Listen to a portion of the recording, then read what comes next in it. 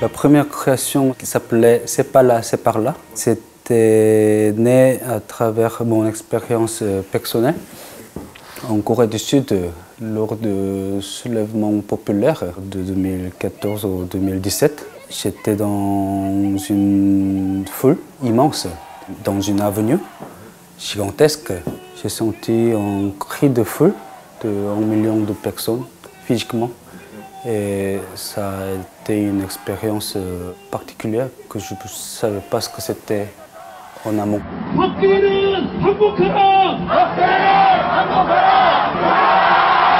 Ça m'a amené une question sur le rapport entre l'individu et la foule. Et un jour, j'ai discuté avec une amie qui m'a dit d'être dans une foule, c'est une perte de soi-même. Quand j'ai entendu ça, je n'étais pas très d'accord. J'étais un peu énervé parce que c'était pas ce que j'ai senti, c'était pas mon cas. J'ai senti que c'est un moment très intime d'être dans une foule parce que ça me fait questionner plus profondément mon rapport au monde, mon rapport aux inconnus, mon rapport à la société. C'est pas là, c'est par là est né. J'ai voulu avoir un dispositif que le public se regarde. Puis ma question c'était comment on peut être ensemble en étant seul et comment on peut être seul en étant ensemble. Et le dispositif concret c'était une installation de ficelles, environ 5-6 km, sur une place publique ou sur un parking, en tout cas dans l'espace public. J'invite le public à désinstaller l'installation, les ficelles. Ce processus de la désinstallation par le public et le spectacle. Donc, pendant ce temps-là, les gens se démêlent ensemble. Par rapport à la 12e création qui s'appelle « Dans la mesure du possible », c'était né après mon expérience pendant le soulèvement populaire qui a donné un résultat à la société, qui a changé mon rapport au monde. J'ai vu que ça peut donner un résultat qui n'est pas rien. Et oui, ça m'a donné une expérience de victoire. C'est la première fois dans ma vie que je voyais quelque chose de ce que j'ai fait avec les inconnus.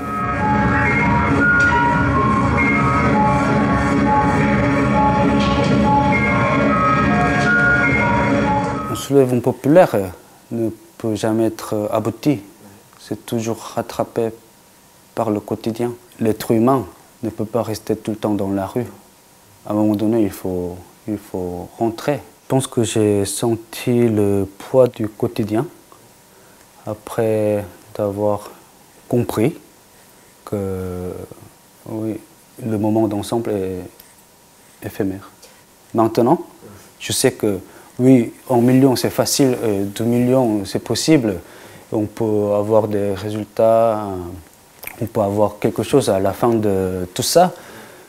Mais ça, finalement, ça ne change pas. Ça change pas grand-chose. Mais un jour, j'ai vu ma grand-mère sur la plage. Elle ramassait le sable. Et j'avais l'impression que son geste, elle était en train de me dire « Oui, mais Julien, c'est vrai, rien n'a changé, mais rien n'est fini, rien n'est terminé non plus. »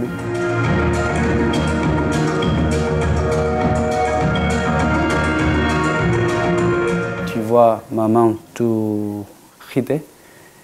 Je continue à ramasser tous ces fins, toutes ces petites fins qui est de rocher pour tenter un autre début. Je voyais le sable qui coulait et oui, elle ramassait dans l'impossibilité. Elle continue, même si elle n'arrive pas à attraper tout ce qu'elle veut. Ça m'a ému. Même si rien n'a changé, comme rien n'est terminé et comme rien sera terminé, tout peut continuer.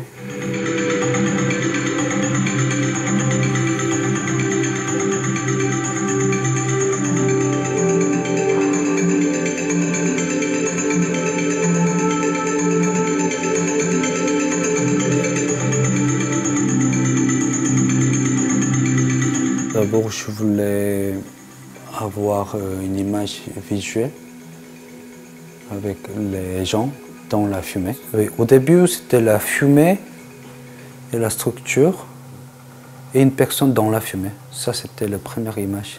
J'aime la fumée parce que ce qui me semble beau et éphémère. Tout ce que j'adore, c'est éphémère. C'est insaisissable et je ne peux pas garder. Je ne peux pas vraiment travailler. C'est pas facile à travailler, surtout dehors aussi. Mais j'aime bien quand quelque chose apparaît soudain et disparaît soudain. J'aime bien le côté symétrique, c'est-à-dire 4 faces sont symétriques. La structure est symétrique. En fonction de où tu regardes, tu vois d'autres choses. Et tu as toujours l'impression que, en tant que public, tu peux avoir l'impression que tu rates quelque chose. Parce que l'être humain ne peut pas regarder 4 faces en même temps.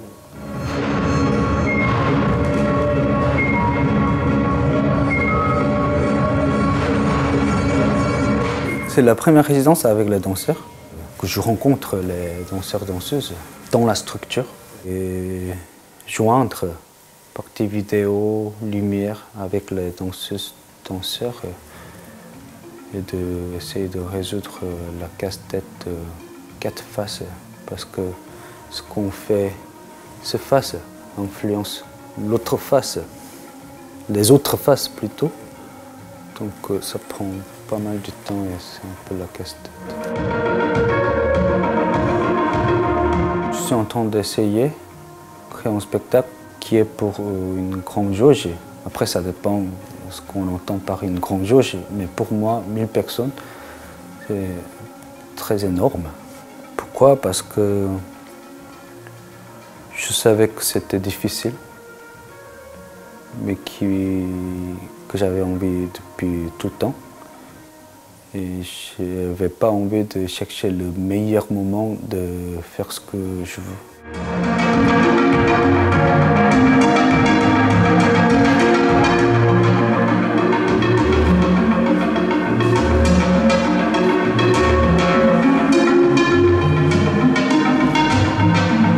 La visite chantier, on va présenter l'esquisse de spectacle, mais pas dans la durée réelle, mais réduit à, je crois, environ 25-30 minutes.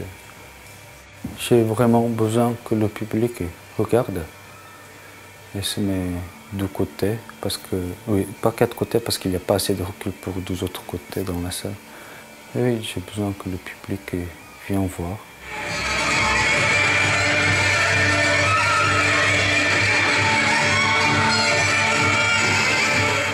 Comme je ne présente pas un vrai truc, quelque chose n'est pas fini. Je ne sais pas qu'est-ce que je peux attendre d'entendre par le public, comme c'est pas fini. Mais oui, quand même le retour du public, ça me rend curieux.